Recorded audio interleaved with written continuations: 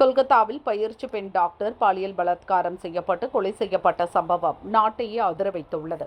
சம்பவம் தொடர்பாக சஞ்சய் ராய் என்பவனை போலீசார் கைது செய்துள்ளனர்.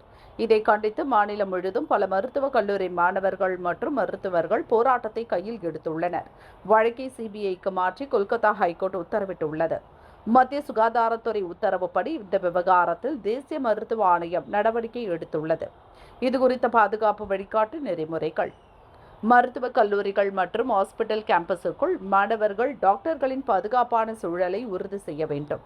அனைவரும் பாதுகாப்பாக செல்ல கேம்பஸுக்குள் தேவையான இடங்களில் சிசிடிவி கேமரா பொருத்த வேண்டும். வார்டு, ஹாஸ்டல், குடியிருப்புகளில் பாதுகாப்புக்கு 2 செக்யூரிட்டிகள் இருக்க வேண்டும். மருத்துவ மாணவர்களுக்கு எதிராக எந்தவொரு வன்முறை சம்பவம் நடந்தாலும் உடனே கல்லூரி நிர்வாகம் விசாரிக்க வேண்டும். அப்படி நடக்கும் சம்பவத்தின் உண்மைத்தன்மை குறித்த விவரம் 48 மணி நேரத்திற்குள் தேசிய மருத்துவ ஆணையத்திற்கு அனுப்பி வைக்க வேண்டும். உள்ளிட்ட பாதுகாப்பு நடவடிக்கைகள் எடுக்க அனைத்து மருத்துவக் கல்லூரிகளுக்கும் சுற்றறிக்கை அனுப்பப்பட்டுள்ளது.